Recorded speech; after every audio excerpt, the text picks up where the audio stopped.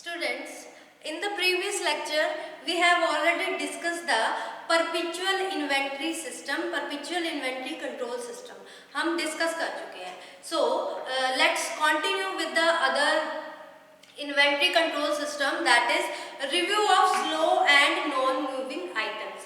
अब हम कैसे जो इन्वेंट्री सिस्टम है उसको कंट्रोल कर सकते हैं, इन्वेंट्री को कैसे कंट्रोल कर सकते हैं. नेक्स्ट मेथड है that is review of slow and review of slow and non-moving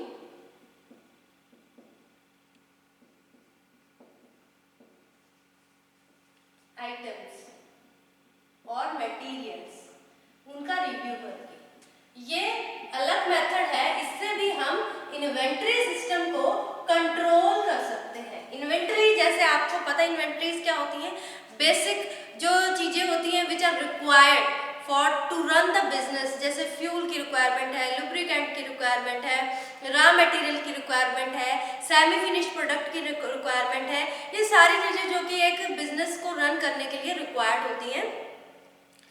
अब इसमें जो कुछ इस तरह के प्रोडक्ट्स होते हैं, ये जो इन्वेंट्री सिस्टम है ना, इन्वेंट्री क्या है, बहुत इंपॉर्टेंट कॉन्स्टिट्यूएंट है टोटल कॉस्ट का. जो भी एक बिजनेस है उसको रन किया जा रहा है उसमें इन्वेंट्री बहुत इंपॉर्टेंट रोल प्ले करती है. आपको पता है इन्वेंट्री क्या होता है.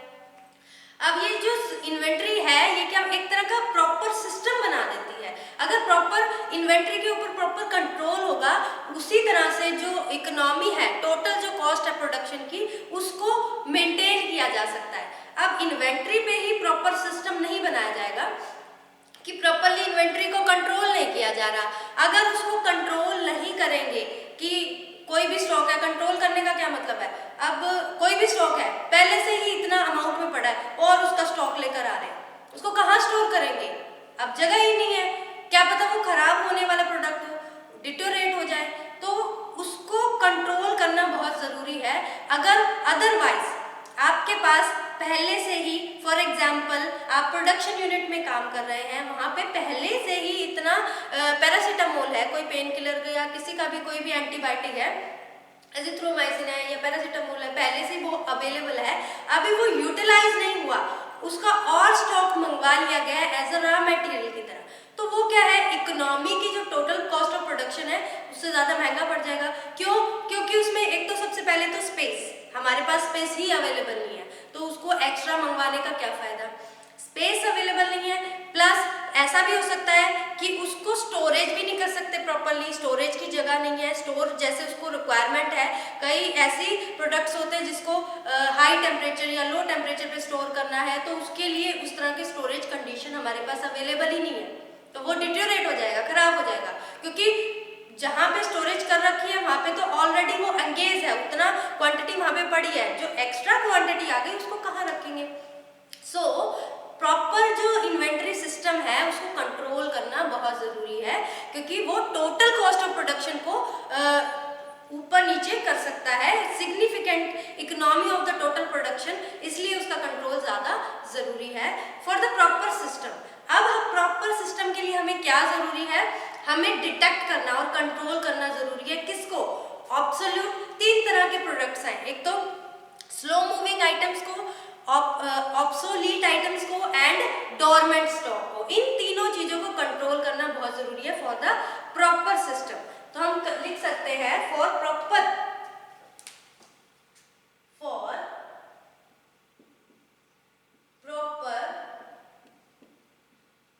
कंट्रोल ऑफ इन्वेंट्री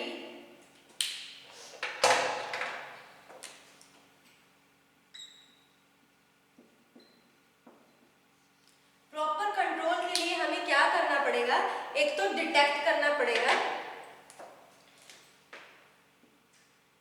डिटेक्ट, सबसे पहले डिटेक्ट करना पड़ेगा, दूसरा कंट्रोल करना पड़ेगा. किसको डिटेक्ट करना पड़ेगा, क्या कंट्रोल करना पड़ेगा, स्लो मूविंग आइटम्स. 3 चीजें डिटेक्ट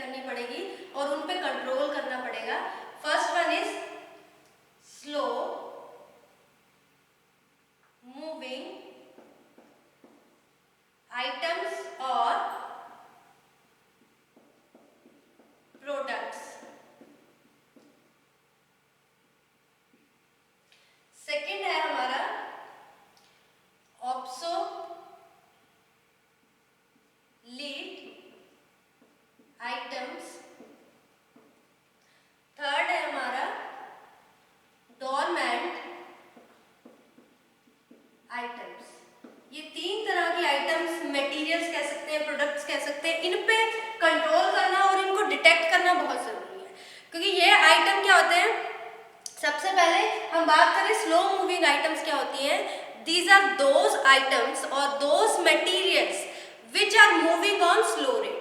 यानी किसी भी प्रोडक्शन यूनिट की बात करते हैं तो उस प्रोडक्शन यूनिट में कोई भी रॉ मटेरियल है, वो रॉ मटेरियल यूज हो रहा है लेकिन बहुत कम अमाउंट में यूज हो रहा है।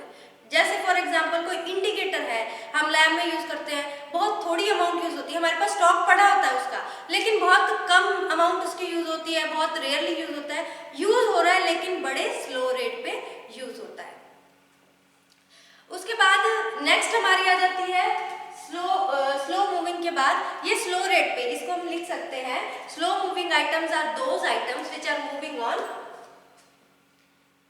Those items which are moving on slow rate, बहुत कम यूज हो रही है। उसके बाद बात करें अगर ऑब्सोलीट आइटम्स की, ऑब्सोलीट आइटम्स क्या होती हैं, ये वो प्रोडक्ट्स होते हैं, वो मटेरियल्स होते हैं जो कि बिल्कुल यूजलेस हो जाते हैं। किसके कारण, ड्यू टू चेंज इन कोई डिजाइन है उसमें चेंज हो रहा है, मेथड मैन्युफैक्चरिंग का मेथड चेंज हो चुका है, प्रोडक्ट और जो मेथड है उसकी प्रोसेस है वो चेंज हो चुकी है, उसके कारण जो ऑब्सोलीट आइटम्स है वो यूजलेस है, वो यूज ही नहीं होती। तो हम इसको लिख सकते हैं these are the useless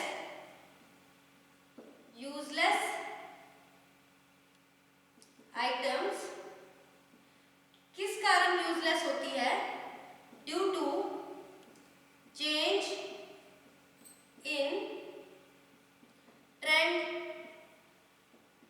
change हो गया, मेथड ऑफ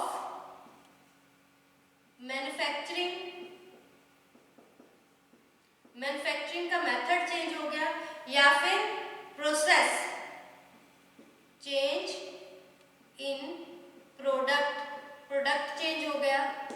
तो इसके कारण ये यूज ही नहीं की जाती, कहते हैं ना अब इसको हमने यूज नहीं करना, हम इसकी जगह पीसीएम की जगह निम्बूस्लाइड यूज करेंगे, तो वो वैसे ही पड़ी है, तो उसको क्या कहा जाता है, ऑब्सोलीट आइटम्स कहा जाता है। उसके बाद थर्ड आ गई हमारी डोरमेंट आइटम्स। डोरमेंट आइटम्स क्या होती हैं, दीज आर दोज आइटम्स और materials which are moving temporary because of seasonal production. कुछ चीजें ऐसी होती है सीजन के साथ उसकी रिक्वायरमेंट होती है।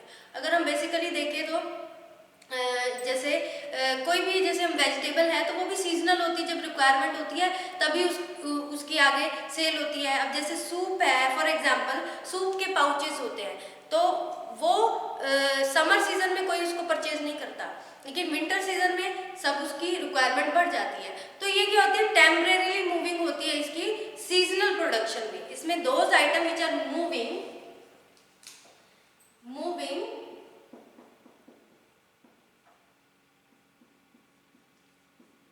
temporarily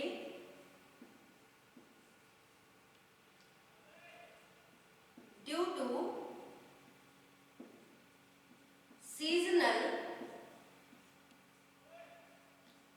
production. सीजनल प्रोडक्शन के कारण ये जो प्रोडक्ट्स होते हैं, आइटम्स होती हैं या मटेरियल्स होते हैं, ये सीजनल के कारण तभी जब रिक्वायरमेंट होती है तभी ये मूव करती है। अब इसमें सबसे पहले अगर हमें जो भी हमारी इन्वेंट्री कंट्रोल है उसके सिस्टम को सही तरीके से मूव करना है, तो हम क्या करेंगे, सबसे पहले हम डिटेक्शन करेंगे slow moving and non moving items की, कि कौन सी चीजें हैं जो कि यूज में आ रही हैं, कौन सा मटेरियल है जो कि यूज में नहीं आ रहा। उसको डिटेक्ट करने के लिए to control the inventory system, अगर हम बात करें to control inventory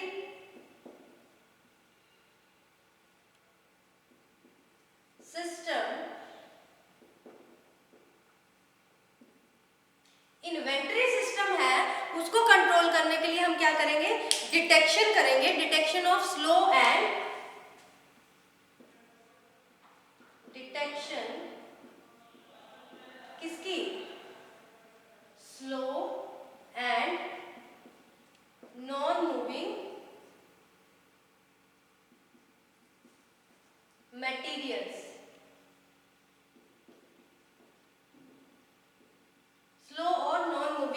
की डिटेक्शन करेंगे। अब इसको कैसे करेंगे, हाउ, कैसे पॉसिबल है? सबसे पहले तो पीरियोडिक इसकी रिपोर्ट बनाई जाएगी। सबसे पहले क्या किया जाएगा, पीरियोडिक रिपोर्ट से इसको हम कैसे डिटेक्ट कर सकते हैं? It is detected by methods क्या आ जाएंगे, पीरियोडिक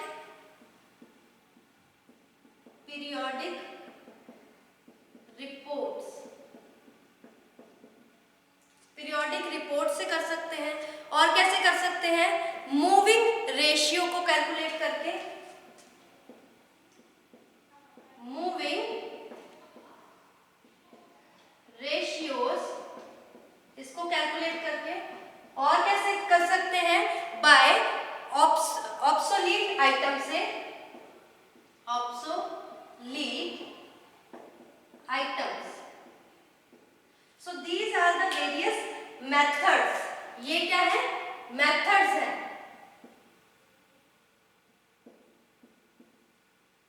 जिससे हम डिटेक्ट कर सकते हैं, हम इन्वेंटरी कंट्रोल कर सकते हैं। सबसे पहले तो आ जाता है पीरियोडिक रिपोर्ट्स।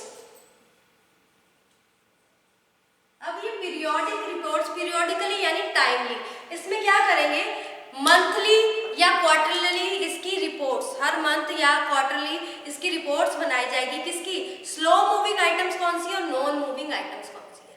अब इसकी रिपोर्ट बन गई, उस रिपोर्ट से क्या पता चलेगा? वो रिपोर्ट इंडिकेट करेगी भी किस तरह का इसमें परचेज है, ठीक है, कितना परचेज हुआ, कितनी कंजप्शन हुई और कितना बैलेंस हमारे हाथ में आया। तो इसमें ये है कि पीरियोडिक रिपोर्ट्स बनाई जाती हैं। उस रिपोर्ट से हमें क्या डिटेक्ट होएगा, हम डिटेक्ट कर सकते हैं भी जो स्लो मूविंग मटेरियल है या फिर नॉन मूविंग मटेरियल है उसकी कितनी परचेज हुई। ये शो करेगी, शोज परचेज, कितना परचेज किया, कितनी कंजप्शन हुई उस मटेरियल की और कितना बैलेंस बच गया उसका। ये डिटेक्ट करता है। उसके बाद बात करें हम नेक्स्ट हमारा method that is moving ratio ले लो या ऑब्सोल्यूट आइटम्स कर लो। ऑब्सोल्यूट आइटम्स की बात करें, ऑब्सोल्यूट आइटम में क्या होता है, इसमें वो मटेरियल होता है जो यूजलेस होता है with the passage of time, time के साथ। क्यों यूजलेस हो जाता है? कई बार क्या होता है, कुछ ट्रेंड्स, बहुत से ऐसे होते हैं ना, ट्रेंड्स चेंज हो गए, अब हम इसको नहीं यूज करेंगे, रख दिया, ट्रेंड्स चेंज हो गए, मेथड, मैन्युफैक्चरिंग का मेथड चेंज हो गया, प्रोसेस चेंज हो गई या प्रोडक्ट ही चेंज कर दिया कि रॉ मटेरियल यूज ही नहीं करना, इसकी क्वालिटी अच्छी नहीं है, हम दूसरी रॉ मटेरियल को यूज करेंगे, इसका अल्टरनेटिव ले आए उसको यूज करेंगे, तो वो यूज नहीं हो रहा, वो उसको क्या इंक्लूड कर दिया, ऑब्सोलीट आइटम इंक्लूड कर दिया। इससे क्या होगा, एक इंफॉर्मेशन, ये कैसे किया जाएगा, एक इंफॉर्मेशन डिजाइन की जाएगी सिस्टम में जो क्या बताएगा, ऑब्सोलीट आइटम्स के बारे में बताएगा, जिससे क्या होगा, हमें पता लगेगा जो किस लिए यूटिलाइज होगा, भी फर्दर किस तरह से परचेजिंग की जाए। तो ऑब्सोल्यूट आइटम में हम क्या कह सकते हैं, इसमें एक इंफॉर्मेशन सिस्टम डिजाइन करना पड़ेगा। इसमें ये क्या होती है, यूजलेस होती है with passage of time, useless with passage of time, इसके साथ यूजलेस हो जाता है। तो इसमें इस तरह का इंफॉर्मेशन सिस्टम हमें बनाना है ऑब्सोल्यूट आइटम्स के लिए, जिससे आगे किस तरह से परचेजिंग करें, क्योंकि ऐसा ना हो कि कोई भी चीज हम स्टॉक में लाकर रख दें और वो वहीं पे पड़ी रहे। अगर मान लो हमने पैरासीटामोल यूज कर रहे थे लेकिन अब नहीं यूज कर रहे हैं, अब हम निमोसाइड यूज कर रहे हैं, उसकी प्रोडक्शन करेंगे, तो ऐसा ना हो आप ऑर्डर भी उसी का लगा रहे हो, पैरासीटामोल का ही ऑर्डर लग रहा है और वही आ रही है, आप तो निमोसाइड यूज करने लगे, तो उससे क्या होगा, फर्दर परचेजिंग के लिए, फ्यूचर परचेजिंग के लिए एक पता चल जाएगा कि ये ऑब्सोल्यूट आइटम, ऑब्सोल्यूट प्रोडक्ट है, इसको ऑर्डर नहीं करना, ठीक। तो वो ये शेपिंग कर देता है for the further purchasing, further purchase, further purchase के लिए उसको क्या कर देगा, कैन बी शेप,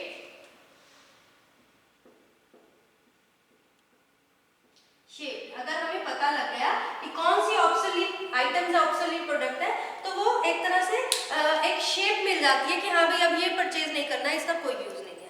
उसके बाद हमारा आ जाता है मूविंग रेशियोज। मूविंग रेशियोज की बात करें तो इसमें क्या होता है, अब हमने क्या करना है, जो स्लो मूविंग आइटम्स है, नॉन मूविंग आइटम्स है, डोरमेंट है, ऑब्सोलीट आइटम्स है, ऑब्सोलीट मटेरियल है, उनको क्या कर दिया, अलग अलग कर दिया, सेपरेट आउट कर दिया, आइसोलेट कर दिया। और इसमें क्या किया, जो मूविंग रेशियो है इसको पीरियोडिकली विद द टाइम इसको कैलकुलेट किया जाता है, जिससे क्या पता चलेगा जो भी स्लो मूविंग आइटम्स हैं, नॉन मूविंग आइटम्स हैं, उसके बारे में इसमें डिटेक्ट हो जाएगा। वो शो करेगा, एक तरह का टर्नओवर शो कर देगा। एक टर्नओवर वो किस लिए यूजफुल होगा, which is useful for the presentation to the management, को किस तरह से सारा प्रेजेंट कर देगा भी ये चीजें हमारे पास इतनी स्लो मूविंग आइटम्स है, इतनी ऑब्सोलीट है, इतनी डोरमेंट है। तो इसको हमने कैलकुलेट किया कि इसको अब हमने ऑर्डर नहीं करना, जो ऑब्सोलीट है वो ऑर्डर नहीं करना। एक तरह से मैनेजमेंट को पूरा ब्यूरो दे देगा कि हाँ हमारे पास हमारे बिजनेस को स्मूथली रन करने के लिए किस प्रोडक्ट को हम आगे फर्दर इकोनॉमिकल हमारा जो राइज करने के लिए, जो हमारे बिजनेस की इकोनॉमी को राइज करने के लिए कौन से प्रोडक्ट को फर्दर ऑर्डर के लिए ज़रूरत है या नहीं ज़रूरत, वो एक तरह से एक पूरा ब्यूरो उसको दे देगा उस प्रोडक्ट का। तो ये जो मूविंग रेशियोज है ये कैलकुलेट किया जाता है, कैलकुलेटेड पीरियोडिकली।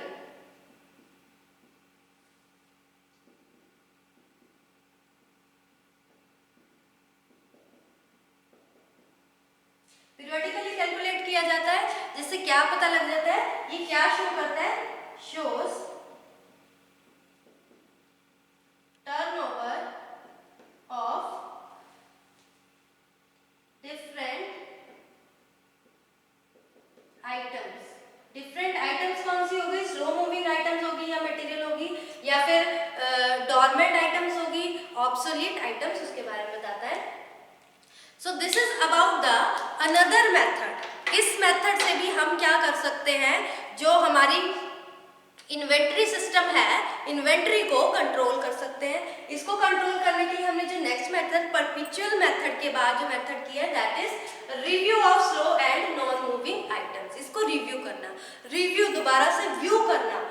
रिव्यू कैसे करेंगे, प्रॉपर कंट्रोल करने के लिए हम इसको क्या करेंगे, डिटेक्ट करेंगे और कंट्रोल करेंगे तीन चीजों को।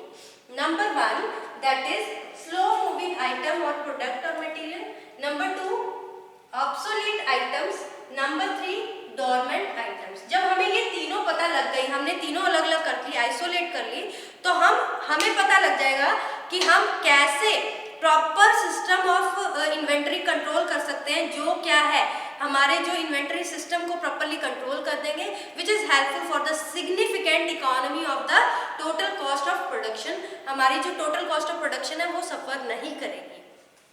इसमें स्लो मूविंग आइटम जो मूव नहीं करती, बहुत स्लो रेट पे मूव करती है, कम यूज होता है। ऑब्सोलीट बिल्कुल यूज नहीं होता, क्योंकि ट्रेंड में चेंज आ गया, मैन्युफैक्चरिंग मेथड चेंज हो गए और क्या होता है, प्रोडक्ट ही चेंज हो गया। डोरमेंट आइटम्स वो होती है जो कि सीजनल प्रोडक्शन के कारण उसका यूज कम होता है। उसके बाद इसको कैसे कंट्रोल किया जाए, उसको कंट्रोल करने के लिए हमें सबसे पहले जो भी स्लो मूविंग या नॉन मूविंग मटेरियल है उसको डिटेक्ट करना है। उसको डिटेक्ट करने के मेथड्स कौन से हैं, पीरियोडिकली रिपोर्ट।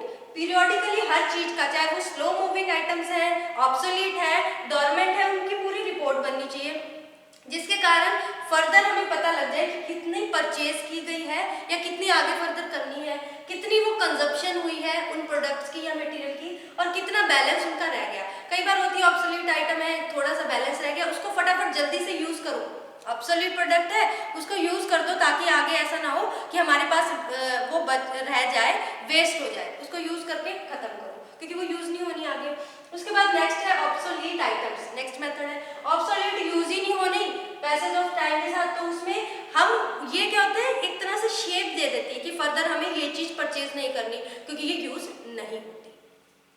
नेक्स्ट मेथड है हमारा मूविंग रेशियोज। हमें मूविंग रेशियोज, मूविंग मतलब कि जो आइटम्स हैं, जो मटेरियल्स हैं, चाहे वो नॉन मूविंग है चाहे वो मूविंग है, ऑब्सोलीट आइटम्स हैं और ऑब्सोलीट मटेरियल्स हैं, उसको हम कैलकुलेट करते रहेंगे टाइम से, अलग अलग करके आइसोलेट करके कैलकुलेट करेंगे, जिससे एक बेसिक टर्नओवर मिल जाएगा भी कितनी यूज हो रही है, और जो मैनेजमेंट है उनको एक आइडिया मिल जाएगा कि हमारी इकोनॉमी जो इकोनॉमिकल राइज हो रहा है या डिक्रीज हो रहा है, हमें प्रॉफिट हो रहा है या लॉस हो रहा है अपना बिजनेस में, तो वो एक मैनेजमेंट को प्रेजेंटेशन मिल जाएगी, जिससे क्योंकि ये एक टर्नओवर शो कर देगा। So this is about the another method which is used for the inventory control to run the business smoothly and to raise the economy of the business को raise करने के लिए यूज होता है। उसके बाद हम नेक्स्ट इस लेक्चर में इतना ही, जो हमारा नेक्स्ट लेक्चर होगा उसमें हम नेक्स्ट जो मेथड है वो करेंगे, that is setting of various levels. अलग अलग लेवल्स बना दिए जाए कि किस तरह से अलग अलग डिफरेंट लेवल्स, अब हमें ये पता चल गया कि ये ऑब्सोलीट आइटम्स है, नॉन मूविंग है या फिर डोरमेंट है, उनको आइसोलेट कर दिया, तो हमने एक लेवल ही सेट कर देंगे कि किसका ज़्यादा स्टॉक चाहिए, किसका कम स्टॉक चाहिए, किसको दोबारा ऑर्डर करना है, maximum stock level, minimum stock level, reorder level. ये मैंने आपसे थोड़ा ब्रीफली डिस्कस कर लिया, इसको हम डिटेल में स्टडी करेंगे in the next lecture. So thank you students.